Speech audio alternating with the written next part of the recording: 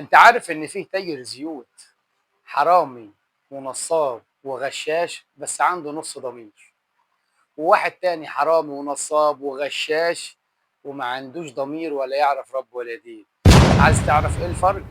تابعني واعمل اعجاب وضيفني واعمل لي متابعة عشان ما يفوتكش كل الجديد. خليك معايا وانا هوريك حالا.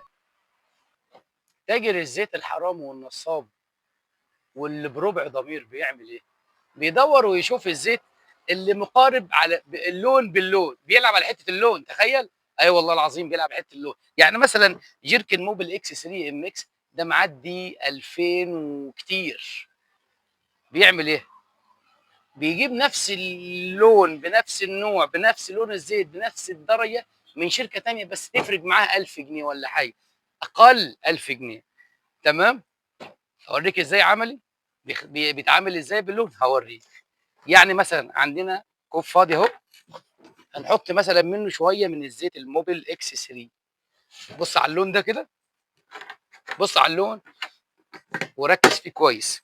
وهنجيب التجليد بتاعه او من شركه تانية، والمفروض ان هو شركه كويسه بس سعرها اقل بكتير من الموبل الاكس 3. بس ده التاجر اللي ما عندوش ضمير او اللي عنده ربع ضمير بيعتمد على كده.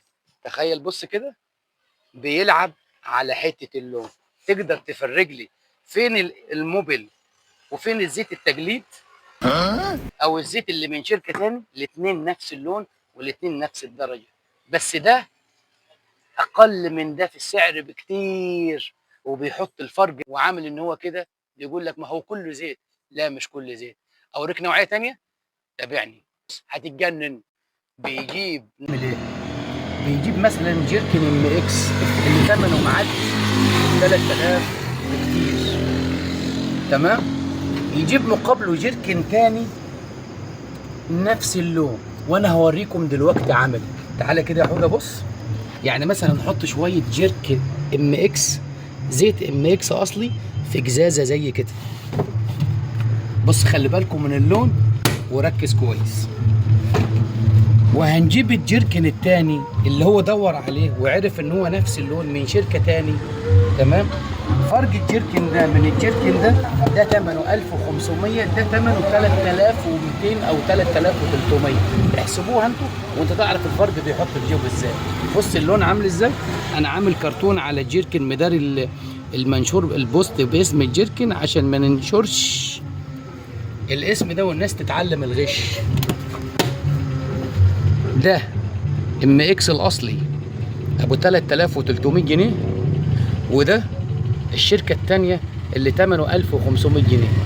ده بيتحط في ده وبيعوا لك على اساس ان هو الزيت الاصلي، وهو فعلا زيت مش وحش. والمكنه بتاعتك مش هتعرفه ولا انت هتعرفه. اللي يعرف التاجر اللي هو عنده ربع ضمير اللي يقول لك ده كله زيت، ما يعرفش ان المكسب، فرق المكسب ده من المكسب ده حرام شرعا ولا يجوز. اسمه غش ونصب وبيع ضمير وبيع دين.